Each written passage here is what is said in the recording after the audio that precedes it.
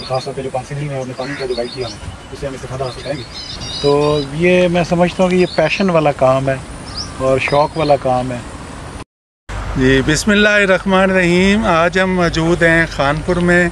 हमारे साथ हैं मियाँ शफ़ी मोहम्मद साहब और माशाल्लाह ये पंजाब की बड़ी जानी पहचानी शख्सियत हैं और इलाके में इनकी बहुत ज़्यादा खिदमत हैं। इस फैमिली की ख़ास तौर पर खानपुर को जितना इन्होंने डेवलप किया है, तो अगर ये मियाँ फैमिली के बगैर खानपुर डेवलप नहीं हो सकता था। तो इनकी माशाल्लाह इन खिदमत को भी हम खराज अक़ीदत पेश करते हैं। और दूसरा, आज हम इनके फार्म को विज़िट कर रहे हैं। ये इनका तकरीबन इनकी फैमिली का 1000 एकड़ के करीब यहाँ पे फार्म है और इसमें यहाँ पर जो मैंगो ऑर्चर्ड है जिसको मियाँ साहब लुक आफ्टर कर रहे हैं, वो भी तकरीबन 50 एकड़्स हैं। और ये 2017 में इन्होंने यहाँ पे डेवलप किया है इस ऑर्चर्ड को। तो इनकी प्रोग्रेसिव सोच थी, इन्होंने पहले दिन ही जो हमारी कमर्शियल वैरायटीज़ हैं, जिसका हम बार बार जिक्र करते हैं कि कमर्शियल वैरायटीज़ जो हैं वो होनी चाहिए, नॉन कमर्शियल वैरायटीज़ जो हैं अब वो आपको इनकम और वो चीज़ नहीं दे रही हैं। तो ये कमर्शियल वैरायटीज़ हैं, एक बात है यहाँ पर। दूसरा, ये इन्होंने जब लगाया था 2017 में, ज़ाहिर है उस वक़्त कंसेप्ट नहीं था, लेकिन उस वक़्त भी इन्होंने ये मीडियम डेंसिटी पे लगा दिया, 20x20 फुट पे। अब हम इस आर्चर्ड को जो है ना उसी पैटर्न पे ही मैनेज करेंगे। जहाँ पे हमारा सिंदड़ी है वहाँ हमें सिंदड़ी अलाउ कर रहा है कि हम एक एक पौधे को और ऐड करें। तो 110 से हमारे 220 पौधे हो जाएंगे वहाँ पर। और जो यहाँ सफ़ेद चौंसा है ये अपनी हैज डेवलप कर चुका है, तो इसकी हम नॉर्थ साउथ जो है वो हैज को कंटिन्यू रखेंगे। ईस्ट वेस्ट जो है इसमें हम एलीवे देंगे। एलीवे हम देंगे 5 फुट का। 5 फुट का एलीवे इसलिए देंगे हवा और रोशनी का अच्छा गुजर हो। यहाँ पर हम जो मैनेजमेंट की अच्छी है, पौधों की सेहत भी बहुत अच्छी है। जो कमी डेफिशिएंसीज़ हैं तो वो हमारी फर्टिलाइज़र को मैनेज करके हम पूरी कर सकते हैं। यहाँ पे माइक्रोन्यूट्रिएंट्स की डेफिशिएंसी काफ़ी नज़र आ रही है, तो उसको हमने मैनेज करना है। इसमें एक माइक्रोन्यूट्रिएंट ये यूज़ कर रहे हैं बोरॉन, लेकिन उसके साथ साथ जिंक है, कॉपर है, मैंगनीज़ है। ये डिफरेंट जो हैं वो हम हमेशा कहते हैं कि चिलेटेड फॉर्म में कॉकटेल है, आयरन है, तो उसको हम अगर अप्लाई करते हैं तो माइन्यूट क्वांटिटी होती है, लेकिन वो देना जो है वो बहुत ज़रूरी है। जैसे हम खाना खा रहे हों तो चटनी पड़ी हो, तो वो ये चटनी है जो कि इस पौधे की जो रेसिपी है उसको मुकम्मल करती है। तो इस साल जो इनकी है अपना प्रोडक्शन, और इस पे जो पर प्लांट जो हमें नज़र आ रहा है कि बहुत अच्छी जो है इसकी प्रोडक्शन हमें नज़र आ रही है। यहाँ पर फ्रूट बेरिंग बहुत अच्छी थी। अभी हम सफ़ेद चौंसे में खड़े हुए हैं, तो यहाँ पर हमें अंदाज़ा हो रहा है कि हमें जो है ना इस साइज़ में पत्ते का, तमाम पत्तों के साइज़ चाहिए। तो ये यहाँ पर इरिगेशन भी इनको सफिशेंट हो रही है और ख़ुराक भी इनको सही मिल रही है। तो इसलिए अगर हम, और दूसरा ये है कि यहाँ पर जो फ्रूट रिटेंशन है वो भी अच्छी है। हालांकि ये टॉप के ऊपर है, लेकिन इसके बावजूद जो है ये यहाँ पे फ्रूट रिटेन हुआ हुआ है। अंदर भी इसके काफ़ी अच्छी फ्रूटिंग है। तो ये सफ़ेद चौंसा है, लेकिन जो टॉप है, जो सफ़ेद चौंसे में टॉप पर जो है ना वो फ्रूट रिटेन नहीं होता। उसकी वजह ज़ाहिर है शदीद गर्मी है। तो इसलिए हमें टॉप के फल को जो है या पौधे के कद को बहुत ज़्यादा ऊपर ले जाने की ज़रूरत नहीं है।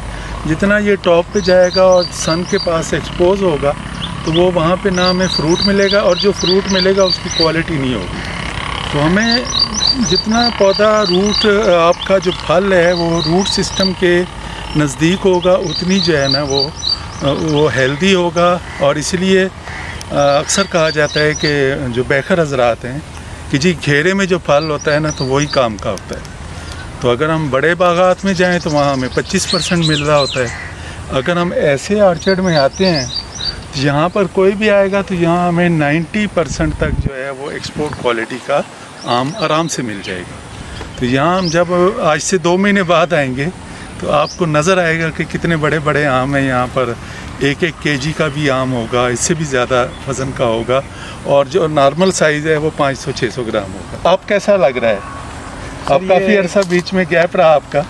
जी सर, बिल्कुल गैप के बाद मैंने अभी इसमें इंटरेस्ट शुरू किया है।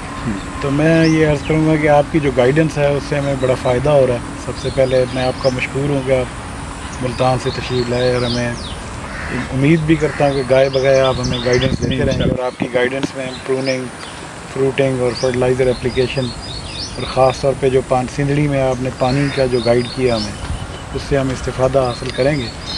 तो ये मैं समझता हूँ कि ये पैशन वाला काम है और शौक़ वाला काम है। तो अगर इसको पैशन से, शौक़ से, और इसको एज अ हॉबी इसको लें तो फिर ही ये हो सकता है। ये पूरी एक साइंस है। जब आज 25% तो मैं आपसे समझ गया हूँ, लेकिन 75% अभी आपकी शागिर्दी में इंशाल्लाह ज़रूर सीखेंगे। थैंक यू जी, बहुत शुक्रिया मियाँ साहब। तो ये मियाँ साहब बता रहे थे कि ये हॉबी को लेके चलें तो ये आपकी हॉबी भी बन जाएगी और आपका बिज़नेस भी बन जाएगा।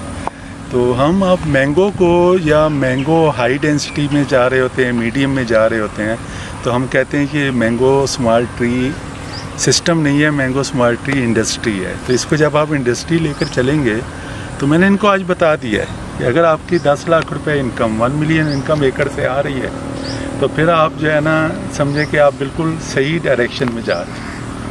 जब आपका पौधा 8 साल में तैयार हो जाए तो आपको 1 मिलियन जो है वो एकड़ में से हर सूरत में मिलना चाहिए। और जिन दोस्तों को नहीं मिल रहा वो ज़रूर हमसे भी रब्ता करें या किसी भी एक्सपर्ट से रब्ता करें। तो जो बहुत अच्छे ग्रोवर्स हैं वो तो 15 से 20 लाख रुपए भी एकड़ से ले लेते हैं, अगर उनके पास ये सफ़ेद चौंसा है, सिंदड़ी है, और रट्टे वाला, या क्या नाम है इसका, अजीम चौंसा है। तो ये वैरायटीज़ अगर हैं तो ये हम ले सकते हैं। एक बात मियाँ साहब ने बताई है प्रूनिंग की, बिल्कुल हमें जो प्लांट का स्ट्रक्चर है वो पहले दिन से ही जहन में रखना है कि हमारे प्लांट का स्ट्रक्चर क्या होगा। तो उसके लिए हमें जो ट्रेनिंग है उसको ज़रूर सीखना है, और हर दोस्त को हम सिखा भी रहे हैं, बता भी रहे हैं। इसी तरीके से उसके बाद ट्रेनिंग के बाद टिपिंग से हम पौधे को, जिसने 6-7 साल में तैयार होना है, हम 2 सालों में ही तैयार करके पौधे को खड़ा कर देते हैं। तो ये टिपिंग का जो है ना फ़ायदा है। और एक और बात जो की थी वो इरिगेशन है। इरिगेशन को पूरी जो साइंस है ना वो मियाँ साहब सारी ही इरिगेशन पे मैंगो की। अगर आपको जिस दिन इरिगेशन समझ आ गई तो आप समझे भी आप कामयाब मैंगो ग्रोवर हैं। तो बिल्कुल जो सिंदड़ी के लिए हमने रिकमेंड किया है, सिंदड़ी को थोड़ा फासले से पानी लगाएं। फासले से मुराद ये है कि 1 फुट दूर लगा दें, तने से 2 फुट लगा दें, तो ताकि वो पौधा जो है ना वो खुश रहेगा। चौंसा का ये होता है कि वो पसंद करता है कि पानी एक दफ़ा तने के साथ लगे और फिर वापस चला जाए। तो ये हर जो वैरायटी है उसकी डिफरेंट साइंस है। तो हमने उन साइंस को जो है मद्देनज़र रख के और फिर हमने अपना काम करना है। तो मुझे इजाज़त दें। Thank you very much. खुदा हाफिज़।